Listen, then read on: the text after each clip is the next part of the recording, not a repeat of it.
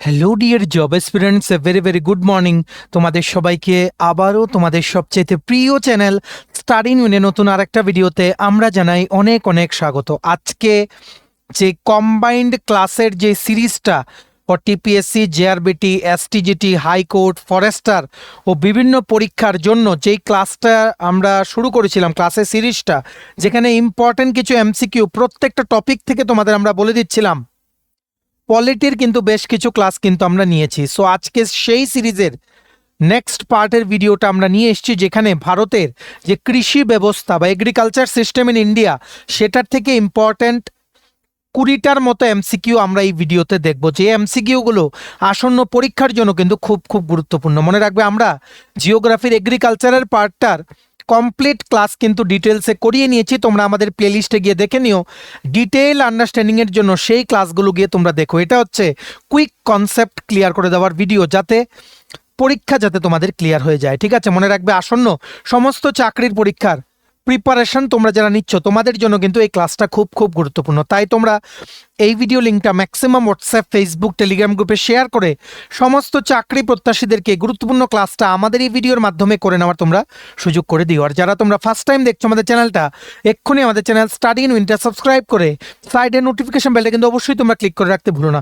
ত্রিপুরার সমস্ত চাকরির আপডেট, চাকরির প্রিপারেশন করার জন্য ফ্রি ইউটিউব ক্লাসেস, সরকারি কর্মচারী ও পেনশনারদের update, education update, current affair সব কিছু একটা প্ল্যাটফর্মে অন টাইম তোমরা কিন্তু পেয়ে যাবে। আমাদের নতুন Telegram channel, WhatsApp group, WhatsApp channel, Facebook page সব কিছু লিঙ্ক আমরা নিচে ডেসক্রিপশন বক্সে দিয়ে রেখেছি। তোমাদের ছেলেগুলো ফলো করতে পারো বা জয়েন করতে পারো, ওখানে আমরা সমস্ত আপডেট জানাই, আমরা শেয়ার করে থাকি। ঠিক আছে, আচ্ছা কুইকলি বলে দেই, ত্রিপুরার আসন্ন সমস্ত সরকারি চাকরির লিখিত পরীক্ষা বা ইন্টারভিউর প্রিপারেশন করার জন্য ইংলিশ প্লাস বাংলা দুটো ভার্সনেই ফুল সিলেবাস, কমপ্লিট নোটস, বিভিন্ন পরীক্ষার আমাদের কাছে তোমরা পেয়ে যাবে। যে নোটসগুলো পড়লে তোমাদের পরীক্ষায় অবশ্যই ভালো ফলাফল তোমরা কিন্তু করতে পারবে। যেমন TRBT, STGT, STPGT, ward secretary, fire সার্ভিসের ফায়ারম্যান, ড্রাইভার, টিপিএসসির বিভিন্ন পরীক্ষার নোট, যেমন combined 4, youth organiser, stenographer, prelims ও mains, excise sub inspector, senior computer assistant, Tripura হাইকোর্টের, ডিস্ট্রিক্ট কোর্ট ও ফ্যামিলি কোর্টের LDCPA, group D driver, DRW পরীক্ষা, জেআরবিটির পরীক্ষার নোটস পাবে, ইউথ অ্যাফেয়ার্স অ্যান্ড স্পোর্টসের জুনিয়র পিআই এর নোটস পাবে, তারপরে এসএসসি জিডির নোটস পাবে, কেন্দ্রীয় বিদ্যালয়, নবোদয় বিদ্যালয় সংগঠনের রিক্রুটমেন্টের পরীক্ষার নোটস পাবে। তারপর তোমরা আমাদের কাছে যেমন আরআরবি বা রেলওয়ের গ্রুপ ডি, এনটিপিসি সমস্ত পরীক্ষার নোটস কিন্তু তোমরা আমাদের কাছে পেয়ে যাবে। You name the exam, we have the notes. So তোমরা যদি আমাদের থেকে নিয়ে এই নোটসগুলো পড়তে চাও এবং তোমাদের প্রিপারেশন বুস্ট করতে চাও, এক্ষুনি তোমরা আমাদের সাথে কল বা হোয়াটসঅ্যাপের মাধ্যমে যোগাযোগ করে নিতে পারো। আমাদের কন্ট্যাক্ট নাম্বার হচ্ছে 6033157164। আবার বলে রাখছি 6033157164। আমাদের কন্ট্যাক্ট নাম্বারটা প্রত্যেকটা স্লাইডের উপরে দেওয়া আছে ফর ইওর কনভিনিয়েন্স। প্রথম আমরা কুইকলি কিছু কনসেপ্ট জেনে নেব এগ্রিকালচার ইন ইন্ডিয়ার ব্যাপারে, ডিটেল না, জাস্ট কুইকলি যেই পার্টগুলো থেকে প্রশ্ন জিজ্ঞেস করে। ঠিক আছে, সবচেয়ে প্রথম তোমরা খাতায় লিখে রাখো, 3/2 পপুলেশন, জনসংখ্যা ভারতবর্ষের কৃষির ওপর নির্ভরশীল, এগ্রিকালচার ডিপেন্ডেন্ট। ঠিক আছে, এগ্রিকালচারকে কিন্তু প্রাইমারি অ্যাক্টিভিটিও কিন্তু বলা হয় ইন্ডিয়াতে। প্রাইমারি অ্যাক্টিভিটি এগ্রিকালচারের মধ্যে যেমন ফার্মিং পড়ে, তারপর অ্যানিম্যাল রিয়ারিং মানে বিভিন্ন যেই কি বলবো মানে পশুপালন, সেটাও কিন্তু এগ্রিকালচারের মধ্যে পড়ে। ফিশিং, মাছ ধরা, এটাকেও কিন্তু এগ্রিকালচারের মধ্যেই কিন্তু ধরা হয়। তো ওভারঅল সব কিছু মিলিয়ে ভারতের 2/3 population are still engaged in agriculture and it is considered as a primary activity in India. ঠিক আছে, 3টে টাইপের ক্রপ আছে, যেমন একটা আছে রবি, একটা আছে খারিফ, একটা আছে জেইদ। শস্য আছে 3টে প্রকারের, রবি, খরিফ আর জেইদ। ঠিক আছে, রবি ক্রপের যে বীজ সেগুলো অক্টোবর বা নভেম্বরে লাগানো হয়। ঠিক আছে, আর বীজ তুলে ফেলা হয়, মানে শস্যটা রেডি হয়ে গেলে তুলে ফেলা হয় এপ্রিল বা মে মাসে। ঠিক আছে, এই রবি ক্রপের মধ্যে পড়ে হুইট, আটা, ঠিক আছে, গম, পিজ, ঠিক আছে, তারপর তোমাদের পড়ে মাস্টার্ড, ঠিক আছে, মানে যে সর্ষা, সেগুলো সব পড়ে রবি ক্রপের মধ্যে। ঠিক আছে, তেমনিভাবে আছে কি খরিফ ক্রপের বৈশিষ্ট্য কি, খরিফ ক্রপ, KHARIF, খরিফ ক্রপ হচ্ছে তোমাদের বীজ লাগানো হয় জুন বা জুলাইয়ে বর্ষার সময়। ঠিক আছে, আর বীজ মানে শস্যটা তুলে ফেলা হয় সেপ্টেম্বর বা অক্টোবর মাসে। In between monsoon and winter season. ঠিক আছে, এই খারিফ ক্রপের মধ্যে পড়ে রাইস, রাইস তোমরা সবাই জানো, জোয়ার, বাজরা, রাগি, কটন, জুট, এগুলো সব পড়ে কিন্তু খারিফ ক্রপের মধ্যে। ঠিক আছে, তেমনিভাবে এই রবি আর খরিফ শস্যর মাঝখানে যেই শস্য চাষ করা হয় সেগুলোকে বলা হয় জেইদ শস্য, ZAID, জেইদ। এই শস্যগুলোকে এপ্রিল আর জুনের মাঝখানে কিন্তু এগুলোকে রেইস করা হয় বা এগুলোকে হারভেস্ট করা হয়। ঠিক আছে, ফর এক্সাম্পল গ্রীষ্মকালীন যেগুলো, যেমন ওয়াটারমেলন, ঠিক আছে, তারপর তোমরা বলতে পারো শসা, কিউকাম্বার, বা বিভিন্ন তোমাদের যেমন অন্যান্য শাকসবজি আছে। ঠিক আছে, বেসিক্যালি লিফি ভেজিটেবলস যেগুলো শাক হিসেবে আমরা খাই, সবগুলো কিন্তু these are considered under zaid crops. এপ্রিল থেকে জুনের মধ্যে এগুলোকে কিন্তু রেইস করা হয় বা এগুলোর প্রোডাকশন কিন্তু করা হয়। বিভিন্ন যেই ক্ষেত আছে কৃষকদের, ওনারা কিন্তু করেন। ঠিক আছে, সো এই তিনটে ক্রপে থেকে কিন্তু কোশ্চেন জিজ্ঞেস করতে পারে। আর একটা জিনিস আছে মানে যেটা থেকে কোশ্চেন জিজ্ঞেস করে, সেটা হচ্ছে শিফটিং এগ্রিকালচার। শিফটিং এগ্রিকালচার, এটা বেসিক্যালি এই কৃষির যেই এই টাইপের কৃষির যে সিস্টেমটা, সেটা প্র্যাকটিস করে tribal population, specifically Assam, Meghalaya, Nagaland, Tripura, Manipur, Mizoram, Arunachal Pradesh, Orissa, Madhya Pradesh, Jharkhand, Andhra Pradesh, সেখানের যে এসটি পপুলেশন আছে, শিডিউল ট্রাইব পপুলেশন, ওনারা মেইনলি শিফটিং এগ্রিকালচার কিন্তু ওনারা প্র্যাকটিস করেন। এগুলো সবগুলো কিন্তু মনে রাখতে হবে। ঠিক আছে, আর এই যে শিফটিং এগ্রিকালচার বা শিফটিং কাল্টিভেশন, আসামে শিফটিং কাল্টিভেশনকে জুম চাষ বলা হয়, কেরালাতে শিফটিং কাল্টিভেশনকে পোনাম বলা হয়, PONAM। ঠিক আছে, অন্ধ্রপ্রদেশ আর উড়িষ্যাতে শিফটিং কাল্টিভেশনকে পোডু বলা হয়, PODU। মধ্যপ্রদেশে শিফটিং কাল্টিভেশনকে বেওয়ার, মাসা, পেন্ডা, বেরা ইত্যাদি বিভিন্ন নামে কিন্তু জানা হয়। এগুলো কিন্তু তোমাদের প্রশ্নে কিন্তু আসে, সবগুলো কিন্তু রিপিটেড কোশ্চেন। আর এই শিফটিং এগ্রিকালচার বা শিফটিং কাল্টিভেশনে কি করা হয়, সবচেয়ে প্রথম একটা বন জঙ্গল যেই এলাকাতে আছে, সেই এলাকাটাকে ক্লিয়ার করা হয় ট্রাইবাল পপুলেশনের দ্বারা। মেইনলি সেখানে কিন্তু পুড়িয়ে ফেলা হয় সব গাছপালা বা শস্য যেগুলো অলরেডি থাকে, পুড়িয়ে ক্লিয়ার করা হয়। স্ল্যাশ অ্যান্ড বার্নকে এগ্রিকালচারও কিন্তু বলা হয় স্ল্যাশ অ্যান্ড বার্ন। ঠিক আছে, এই শিফটিং কাল্টিভেশনে যে ক্রপসগুলো মেইনলি প্রোডাকশন করা হয় সেগুলো হচ্ছে যেমন চাল, প্যাডি, ঠিক আছে, হুইট, গম, মেইজ মানে ভুট্টা, মিলেট, টোবাকো, সুগার কেন মানে আখ, ঠিক আছে, ইত্যাদি বিভিন্ন কিন্তু শিফটিং এগ্রিকালচারের কিন্তু প্রোডাক্ট। ঠিক আছে, তারপর তোমরা দুটো মেইন টাইপ অফ ফার্মিং জেনে রাখো যেগুলো তোমাদের প্রশ্নতে আসতে পারে। একটা হচ্ছে ইন্টেন্সিভ, INTENSIV, ইন্টেন্সিভ, আর একটা হচ্ছে এক্সটেন্সিভ। ইন্টেন্সিভ নামক যেই কৃষির ব্যবস্থা বা কৃষি করার যে স্টাইল, সেটার মধ্যে কি করা হয়, এখানে বেশি লেবার ইউজ করা হয়, মানে বেশি লোক এঙ্গেজ করে দেওয়া হয়, কম এরিয়ার জমিতে বেশি লোক এঙ্গেজ করে দেওয়া হয়। মানে বেসিক্যালি কি, জমির যেই সাইজটা সেটা কম, কিন্তু এখানে প্রোডাক্টিভিটি বাড়ানোর জন্য বেশি লেবার, বেশি মানুষ, বেশি মেশিনারি ইউজ করা হয়। ঠিক আছে, এই ইন্টেন্সিভ এগ্রিকালচার সেই সমস্ত জায়গায় ইউজ করা হয় যেখানে পপুলেশন বেশি কিন্তু কৃষি করার জন্য জায়গা জমি কম। ঠিক আছে, বেসিক্যালি ইন্টেন্সিভ এগ্রিকালচারে ম্যানুয়ালি মানুষেরা হাত দিয়ে নিজেরা লেবার করে কিন্তু কৃষির যা ফসল ওনারা কিন্তু উৎপাদন করে, এটাই হচ্ছে ইন্টেন্সিভ টাইপ অফ ফার্মিং। ঠিক আছে, তেমনিভাবে আরেকটা ফার্মিং আছে, সেটাকে আমরা কি বলি, এক্সটেন্সিভ ফার্মিং। এই এক্সটেন্সিভ ফার্মিং হচ্ছে এমন একটা সিস্টেম ফার্মিং করার যেখানে খুব কম অ্যামাউন্ট অফ লেবার কিন্তু ইউজ করা হয়, খুব কম লেবার ইউজ করা হয় বড় এরিয়াতে। যেই জায়গাতে ওনারা কৃষি উৎপাদন মানে ফসল উৎপাদন করবেন, কৃষি করবেন, সেই জায়গাটা বড় কিন্তু লেবারের অ্যামাউন্টটা কম as compare to intensive farming. ঠিক আছে, এই এক্সটেন্সিভ এগ্রিকালচারাল টেকনিক সেই সমস্ত জায়গায় ইউজ করা হয় যেখানে জনসংখ্যা কম আর জায়গা জমি অ্যাভেলেবেল কিন্তু আছে কৃষি করার জন্য। ঠিক আছে, বেসিক্যালি এক্সটেন্সিভ এগ্রিকালচারে মেশিন ইউজ বেশি করা হয়, মেশিন ইউজ করে কিন্তু কৃষি করা হয় এক্সটেন্সিভ এগ্রিকালচার। ইন্টেন্সিভ ফার্মিংয়ে লোকেরা নিজে ফার্মিং করে, মেশিন কিন্তু ইউজ করা হয় না, লেবার বেশি কিন্তু ইউজ করা হয়। ঠিক আছে, আরেকটা ওয়ার্ড আছে যেটা জিজ্ঞেস করে, এটা হচ্ছে গ্রিন রিভলিউশন।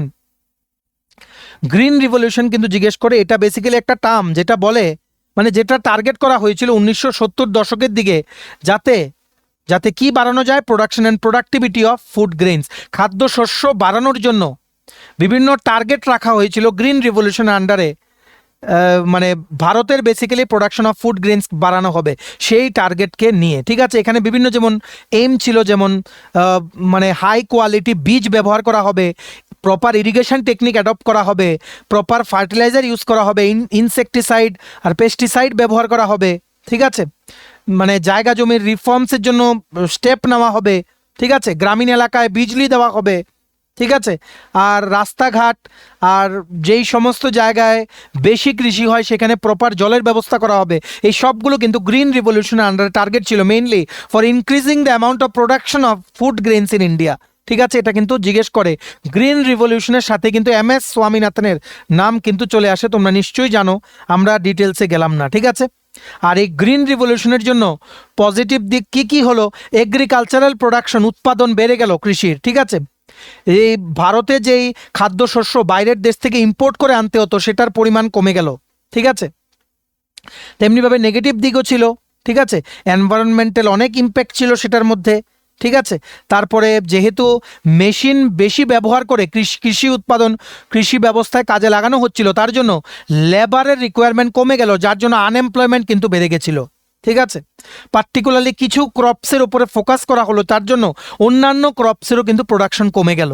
এগুলো সব ছিল গ্রিন রিভলিউশনের উপরে, ঠিক আছে। কুইকলি আমরা বলে দিচ্ছি, ঠিক আছে। তেমনিভাবে বেশ কিছু খাদ্যশস্য আছে যেগুলো মেইনলি কাল্টিভেশন করা হয়, মেইনলি কোন কোন রাজ্যে, যেমন হুইট, ঠিক আছে।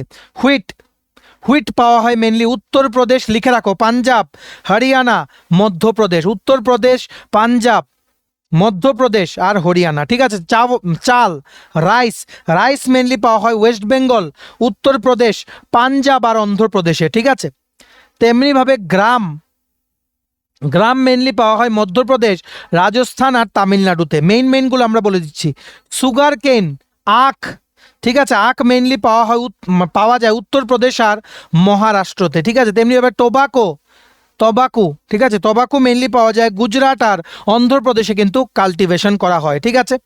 তেমনিভাবে নারিকেল, কোকোনাট প্রোডাকশন, ধরো একটু ওয়েট করো, কোকোনাট প্রোডাকশন সবচেয়ে বেশি হয় কেরালা আর তামিলনাড়ুতে, ঠিক আছে।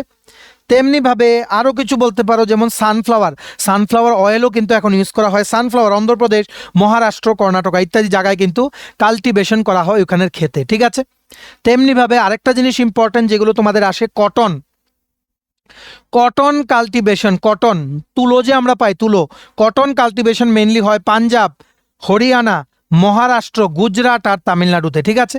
তেমনিভাবে জুট কাল্টিভেশন করা হয় ওয়েস্ট বেঙ্গল, বিহার, আসাম ইত্যাদি জায়গায়। সিল্কের যে শাড়ি, এই সিল্ক উৎপাদন সবচেয়ে বেশি করা হয় কর্ণাটক আর কেরালাতে, ঠিক আছে। তেমনিভাবে কিছু ক্যাশ ক্রপস আছে বা প্ল্যান্টেশন ক্রপস আছে, ঠিক আছে। একটা হচ্ছে কি কফি সবচেয়ে বেশি উৎপাদন করা হয় কর্ণাটকা, কেরালা আর তামিলনাড়ুতে। রাবারের মধ্যে কিন্তু কেরালা, ত্রিপুরা, তারপর কর্ণাটকা ইত্যাদি বিভিন্ন স্টেটের কিন্তু নাম আসে। চার মধ্যেও কিন্তু ত্রিপুরার নাম আসে, আসাম, ওয়েস্ট বেঙ্গলেরও কিন্তু নাম আসে, ঠিক আছে। তাছাড়া তোমাদের অন্যান্য যেগুলো আছে, যেমন জিঞ্জার, আদা সবচেয়ে বেশি প্রোডাকশন করা হয় মেঘালয়, অন্ধ্রপ্রদেশ আর কেরালা, ঠিক আছে। তেমনিভাবে টারমারিক, হলুদ সবচেয়ে বেশি উৎপাদন করা হয় অন্ধ্রপ্রদেশ, তামিলনাড়ু, কর্ণাটকা ইত্যাদি বিভিন্ন জিনিস, ঠিক আছে। সো এতটুকুই মনে আসছে, বাকি আমরা MCQ দেখি। আরও কিছু আছে, যেমন ক্লাইমেটিক রিকোয়ারমেন্টস, কোন কোন শস্যর জন্য কি কি লাগে, যেমন রাইস উৎপাদন করতে ত্রিপুরাতে মেইনলি কিন্তু রাইসই কাল্টিভেশন হয়, এটা কিন্তু তোমাদের মনে রাখতে হবে। রাইস উৎপাদন করতে যেমন কি টাইপের মাটি লাগে, এলুভিয়াল সয়েল, ঠিক আছে। এলুভিয়াল সয়েল লাগে ইত্যাদি বিভিন্ন আছে। যেমন কটন উৎপাদন করতে ব্ল্যাক সয়েল লাগে, এটা কিন্তু প্রায়ই কিন্তু জিজ্ঞেস করে, ঠিক আছে। আর সুগার কেন, আখ বানাতে এইরকম মাটি লাগে, মানে যে জায়গাতে আখ লাগানো হবে, আখের বীজ, সেখানে সেই রকম মাটি থাকতে হবে যেখানে মানে যেই মাটিগুলো আর্দ্রতা ধরে রাখতে পারে, ময়েশ্চার ধরে রাখতে পারে, ঠিক আছে। তেমনিভাবে জুটের জন্য তোমাদের যেমন 24 থেকে 35 ডিগ্রি সেন্টিগ্রেডের টেম্পারেচার লাগে, ঠিক আছে। রেইনফল লাগে 150 সেন্টিমিটার, ঠিক আছে। তেমনিভাবে স্যান্ডি সয়েল কিন্তু লাগে জুট কাল্টিভেশনের জন্য। এগুলো তোমরা আমাদের ডিটেলস ভিডিওতে দেখে নিও। এইবার আমরা কুইকলি তোমাদের 20টা টপ এমসিকিউর কোশ্চেন আনসার বলে দিচ্ছি, যেগুলো এগ্রিকালচার ইন ইন্ডিয়া থেকে বিভিন্ন জায়গায় কিন্তু রিপিট হয়, আপকামিং দিনে কিন্তু আসতে পারে। ঠিক আছে। সবচেয়ে প্রথম, which of the following crops is most widely grown under dry farming conditions in India? ভারতে শুষ্ক কৃষি পদ্ধতিতে কোন ফসলটি সর্বাধিক চাষ করা হয়? Very very important. Answer B জোয়ার।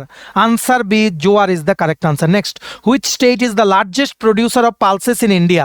ভারতে কোন রাজ্য ডাল উৎপাদনে শীর্ষস্থানীয়? Correct answer is option number A, Madhya Pradesh. Option number A, Madhya Pradesh is the correct answer. Next, the green revolution in India was primarily associated with which crop? ভারতের সবুজ বিপ্লব মূলত কোন ফসলের সঙ্গে সম্পর্কিত ছিল? Very very easy. Option number A, wheat. Wheat বা গম is the correct answer. Next, rice requires which of the following conditions? ধান চাষের জন্য নিচের কোন পরিবেশ সবচেয়ে প্রয়োজনীয়? Correct answer is option number A, high temperature and high rainfall. উচ্চ তাপমাত্রা ও উচ্চ বৃষ্টি দরকার রাইস কাল্টিভেশনের জন্য, যেটা ত্রিপুরাতে আছে, ওয়েস্ট বেঙ্গলেও কিন্তু আছে। ঠিক আছে, তার জন্য কিন্তু ত্রিপুরাতে রাইস কাল্টিভেশন কিন্তু বেশি। শিফটিং কাল্টিভেশনেও ত্রিপুরাতে কিন্তু রাইস কিন্তু হারভেস্ট করা হয় বা রাইস কিন্তু কাল্টিভেট করা হয়। Next, which soil is ideal for cotton cultivation in India? ভারতে তুলা চাষের জন্য কোন মাটি সবচেয়ে উপযুক্ত? Correct answer is option number A, black soil. Option number A, black soil. Krishna মাটি বলা হয়। ঠিক আছে, this is very very important question, যেটা রিপিট হয় বিভিন্ন পরীক্ষায়। Next, the leading state in sugarcane production in India is? ভারতে আখ উৎপাদনে শীর্ষস্থানীয় রাজ্য কোনটি? Correct answer is option number B, Uttar Pradesh.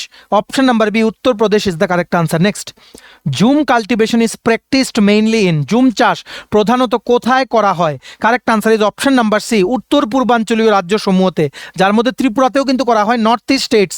Option number C is the correct answer. Next, Operation Flood in India is associated with? ভারতে Operation Flood কোনটির সঙ্গে সম্পর্কিত? Correct answer is option number C, milk production, দুধ উৎপাদন। Option number C is the correct answer. Next, which one is the leading fruit producing state in India? ভারতে কোন রাজ্য ফল উৎপাদনে শীর্ষস্থানীয়? Correct answer is option number A, Andhra Pradesh. Option number A, Andhra Pradesh is the correct answer. Next, which type of irrigation is the most water efficient in India? ভারতে কোন সেচ পদ্ধতিটি সবচেয়ে জলের সাশ্রয়ী? এই ইরিগেশন টেকনিক্সের উপরে ক্লাস আছে, তোমরা একটু দেখে নিও। ঠিক আছে, correct answer is option number B, drip irrigation. Drip সেচ পদ্ধতি সবচেয়ে বেশি জল সঞ্চয় করে ভারতে। ঠিক আছে, এই যে তোমরা ফটো কিন্তু দেখতে পাচ্ছ। Next, the highest percentage of agricultural land in India is used for which crop? ভারতের কৃষি জমির সর্বোচ্চ শতাংশ কোন ফসলের অধীন? Option number B, rice. ধান। ধান ইজ দ্য কারেক্ট আনসার, চাল। ঠিক আছে। Next, which crop is the backbone of Indian agriculture and contributes maximum to food grain production? ভারতের কৃষির মেরুদণ্ড কোন ফসল এবং খাদ্যশস্য উৎপাদনে সর্বাধিক অবদান রাখে? Correct answer is option number B, rice বা ধান। ঠিক আছে, রাইস কিন্তু which is the main important crop for every agricultural fields in India. মানে ত্রিপুরার পাশাপাশি সারা ভারতে কিন্তু সবচেয়ে বেশি কিন্তু ধান উৎপাদন করা হয় বা চাল উৎপাদন কিন্তু করা হয়। Next, which state has the highest net irrigated area in India? ভারতের কোন রাজ্যে নেট সেচকৃত ক্ষেত্রফল সর্বাধিক? মানে একটা এরিয়া আছে, তার মধ্যে কতটুকু এরিয়াতে ইরিগেশন করা হয়, এগ্রিকালচার করা হয়, সেটাকে বলা হয় নেট ইরিগেটেড এরিয়া। ঠিক আছে, correct answer is option number B, Uttar Pradesh. Option number B, Uttar Pradesh is the correct answer. Next, which state is the largest mustard producing state in India? ভারতের কোন রাজ্য সবচেয়ে বেশি সরিষা উৎপাদন করে, সরষা? Correct answer is option number B, Rajasthan. Option number B, Rajasthan is the correct answer. Next, the term evergreen revolution is associated with? Evergreen revolution শব্দটি কিসের সাথে সম্পর্কিত? Correct answer is option number A, sustainable agriculture, টেকসই কৃষি।